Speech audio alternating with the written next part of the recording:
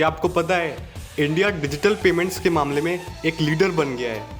UPI यानी unified payments interface जैसी technology को डेवलप करके, अडॉप्ट करके और स्केल करने का काम सिर्फ इंडिया ही कर पाया है। और जैसे हर प्रॉब्लम एक नई अपॉर्चुनिटी को लेकर इनोवेशन लाती है, उसी तरह कोविड-19 ने कैश को डिजिटल ट्रांजैक्शन में बना के इस प्रोसेस को और स्पीड अप किया है कि आखिर ऐसा क्या है क्रिप्टो करेंसी में जो इतनी डिमांड जनरेट कर पा रहा है। और इसी सोच के साथ दुनिया भर के लीडर्स निकल पड़े डिजिटल करेंसी की रेस में। टॉपिक काफ़ी इंटरेस्टिंग है, आइए इसके बारे में थोड़ा और डिटेल्स में समझते हैं।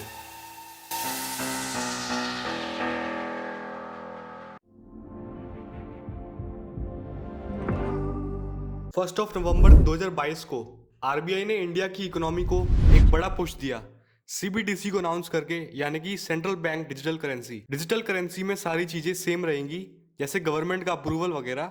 फर्क सिर्फ इतना होगा कि आप कैश के बदले इसे डिजिटल फॉर्म में यूज करेंगे। बेसिकली सीबीडीसी भी फिजिकल कैश की तरह सेंट्रल बैंक के द्वारा इशू किया गया लीगल टेंडर है, बस डिजिटल फॉर्म में है। मतलब ही हमारे सेंट्रल बैंक द्वारा इशूड पैसों के साथ में 1 to 1 एक्सचेंजेबल है। लेकिन आपके मन में सवाल ये आएगा कि डिजिटल रुपये की क्या ज़रूरत जब यूपीआई से डिजिटल ट्रांजैक्शन कर सकते हैं। देखिए, कंज्यूमर पॉइंट ऑफ व्यू से सीबीडीसी और यूपीआई ऑलमोस्ट सेम है, लेकिन बैंकिंग और अकाउंटिंग व्यू से देखा जाए तो इनमें कुछ डिफरेंसेस हैं। आइए समझते हैं। जैसे आप किसी दुकान में जाके मान लीजिए एक 10 रुपये की पेन खरीदते हैं और पेमेंट के टाइम पे आप किसी यूपीआई ऐप का इस्तेमाल करके पेमेंट करते हैं। पेमेंट करने के बाद बैंक का एक मैसेज आता है कि this much amount debited from your account. Similarly shopkeeper के फ़ोन में मैसेज आता है कि पेमेंट रिसीव्ड। अब एक इंटरेस्टिंग बात यह है कि दोनों फंड्स असल में ट्रांसफर नहीं होते हैं, बट ट्रांजैक्शन में शो करता है कि अमाउंट डेबिट या क्रेडिट हो गया है। लेकिन एक्चुअल में बैंक में वो ट्रांजैक्शन तब नहीं होता। जैसे कि आपका अकाउंट एचडीएफसी बैंक में और सामने वाले का अकाउंट एसबीआई में, तो दोनों बैंक्स हर ट्रांजैक्शन पर मनी एक्सचेंज नहीं करते। आखिर पूरे दिन में दोनों बैंक्स के बीच मिलियंस ऑफ ट्रांजैक्शन किए जाते हैं, क्योंकि आजकल ज़्यादातर लोग यूपीआई के थ्रू सारे पेमेंट्स करते हैं। तो बैंक्स भी बार बार सारे ट्रांजैक्शन को करने के बदले किसी फिक्स्ड इंटरवल पे अपने ट्रांजैक्शन को सेटल करते हैं। मतलब कि अगर पूरे दिन में एसबीआई से एचडीएफसी बैंक में 150 करोड़ रुपए ट्रांसफर किए गए और एचडीएफसी से एसबीआई बैंक में 50 करोड़ रुपए ट्रांसफर हुए, तो सेटलमेंट के टाइम पे एसबीआई से एचडीएफसी बैंक में 100 करोड़ रुपए ट्रांसफर किए जाएंगे। मतलब यहाँ दोनों बैंकिंग सिस्टम एक्चुअल में इन्वॉल्व थे। पर ज़रा अपने कैश ट्रांजैक्शन वाला एग्जाम्पल याद कीजिए। आपने कोई चीज़ खरीदी और कैश में पेमेंट किया, तो कोई बैंक के बीच में ट्रांजैक्शन नहीं हुआ।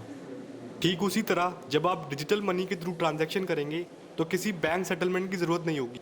मतलब जब आप पेमेंट करोगे तो पैसे डायरेक्टली आपके आरबीआई के बैंक अकाउंट से डायरेक्ट सामने वाले के आरबीआई अकाउंट में ट्रांसफ़र होंगे। आसान भाषा में बिल्कुल आपके फिजिकल ट्रांजैक्शन जैसा, लेकिन डिजिटल फॉर्म में। लेकिन बात यहाँ पे ये है कि सीबीडीसी भी कोई नया कॉन्सेप्ट तो नहीं है। आखिर क्रिप्टो भी कुछ इसी तरह से ऑपरेट होता है। जैसे जैसे क्रिप्टो लोगों के बीच फेमस होता गया, वैसे वैसे ग्लोबल बैंक्स और वर्ल्ड लीडर्स इस पर चर्चा करने लगे। आखिर कोई भी देश अपने पूरे मॉनेटरी सिस्टम को ऐसे हाईली वॉलेटाइल नेटवर्क में, यानी जो बदलता रहे बिना किसी सेंट्रल अथॉरिटी के, ऐसा कोई भी देश नहीं चाहेगा। उससे अच्छा भारत ने सोचा क्यों ना अपनी ही डिजिटल करेंसी लेकर आ जाते हैं। बिटकॉइन और सीबीडीसी में अंतर यह है कि बिटकॉइन गवर्नमेंट की निगरानी से बाहर है। दोस्तों, इंपॉर्टेंट बात यहाँ पे ये है कि किसी भी मॉनेटरी सिस्टम को एक या उससे ज़्यादा रेगुलेटरी बॉडीज़ के थ्रू रेगुलेट किया जाना बहुत ही ज़रूरी है।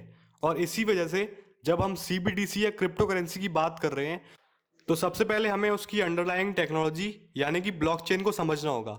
ब्लॉकचेन ऐसा सिस्टम है जो इन्फॉर्मेशन को इस तरीके से रिकॉर्ड करता है जिससे किसी को भी उस इन्फॉर्मेशन को चेंज, हैक या चीट करना इम्पॉसिबल हो जाता है।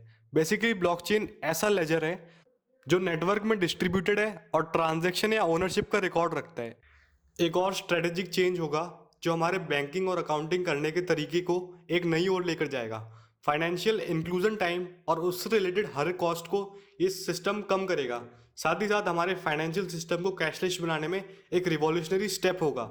भले ही डिमोनेटाइजेशन के 6 साल बाद यूपीआई पेमेंट्स ने पेस पकड़ ली हो, लेकिन कैश पे हमारी देश की डिपेंडेंसी उतनी कम नहीं हुई है। डिमोनेटाइजेशन के समय हमारे देश में 17 ट्रिलियन कैश पब्लिक में रोटेट हो रहा था, और आज 2022 में ये नंबर रिकॉर्ड मेकिंग 30 ट्रिलियन है यूपीआई के बावजूद। तो यहाँ पे आप ये पूछ सकते हो कि कैश में भले क्या प्रॉब्लम है, गवर्नमेंट के नज़रिए से देखे या सिटीजन के, फिजिकल कैश को मेंटेन करना एक चैलेंज है। जैसा आज के समय यूपीआई की मदद से पेमेंट्स करना काफ़ी आसान है, साथ ही साथ हर ट्रांजैक्शन ऑथेंटिकेटेड होता है, जिससे करप्शन और ब्लैक मनी का सर्कुलेशन कंट्रोल में रहता है। और इसी तरह जब इकोनॉमी फॉर्मलाइज्ड और ट्रांसपेरेंट हो जाती है तो उसकी ग्रोथ होना तय है। यहाँ पे डिजिटल रुपी का रोल बहुत ही इंपॉर्टेंट होगा। आरबीआई के मुताबिक digital rupee system digital economy को सपोर्ट करेगा, फाइनेंशियल इंक्लूजन में इम्प्रूवमेंट आएगा और साथ ही साथ मॉनेटरी सिस्टम को और ज़्यादा एडवांस्ड करेगा। प्लस साथ ही में डिजिटल करेंसी पे जोग्राफिकली भी कोई लिमिट्स नहीं होंगी, जिससे इंटरनेशनल ट्रांजैक्शन में भी मदद होगी। तो क्या सही में डिजिटल रुपी इंडिया का फ्यूचर बन सकता है? आरबीआई ने क्लियरली कहा है कि अभी प्रेजेंट में जो ट्रांजैक्शन सिस्टम चल रहा है उसे बदलेंगे नहीं, बल्कि उसके साथ ये सिस्टम लागू करेंगे। और आरबीआई ने इसे टेस्ट करते हुए हाल ही में इंडिया का पहला digital rupee pilot project launch किया है होलसेल बैंकिंग सेगमेंट के लिए, और गवर्नमेंट सिक्योरिटीज में सेकेंडरी ट्रांजैक्शंस का सेटलमेंट करके इस डिजिटल रुपी को टेस्ट किया जाएगा, जिसके लिए आरबीआई ने कई बैंक्स को चुना है, जैसे SBI, bank of India, ICICI bank, Kotak Mahindra bank वगैरह। साथ ही साथ आरबीआई ने यह भी अनाउंस किया है कि आरबीआई रिटेल सेगमेंट में भी डिजिटल रुपी को टेस्ट करेगा। नाउ होलसेल सीबीडीसी और रिटेल सीबीडीसी में क्या अंतर है, जब डिजिटल रुपी तो एक ही चीज़ है? देखिए, दोनों का काम अलग अलग है। होलसेल सीबीडीसी उन फाइनेंशियल इंस्टीट्यूशंस जो एक दूसरे के साथ या आरबीआई के साथ डायरेक्टली फंड्स ट्रांसफर करते हैं, तो उनके लिए पहले टेस्टिंग की जाएगी, जहां पर ये आपस में क्रेडिट रिस्क को कम कर पाएंगे और सीमलेस ट्रांजैक्शंस कर पाएंगे बिना इंटरवेंशन के। दूसरी तरफ रिटेल सीबीडीसी हमारे जैसे जनरल पब्लिक के ट्रांजैक्शन के लिए रहेगा। अब आइए इसका बड़ा रोल डिस्कस करते हैं। सीबीडीसी की मदद से इंडिया के इंपोर्टर्स और एक्सपोर्टर्स आसानी से अपने ट्रांजैक्शंस स्ट्रीमलाइन कर पाएंगे, जिससे इंडिया की इंपोर्ट एक्सपोर्ट वॉल्यूम्स को आसानी से मैनेज करा जा सकेगा। और दोस्तों, ट्रेड को इफेक्टिव बनाने से इंडिया अपने पेमेंट्स इंफ्रास्ट्रक्चर से एक इकोसिस्टम बना लेगा, जिसकी मदद से सीबीडीसी को इंटरनेशनली पूरी दुनिया के लिए ओपन करके इंडियन मॉनेटरी सिस्टम काफ़ी स्ट्रॉन्ग इम्पैक्ट बनाएगा इंडिया की इकोनॉमी को आगे बढ़ाने के लिए।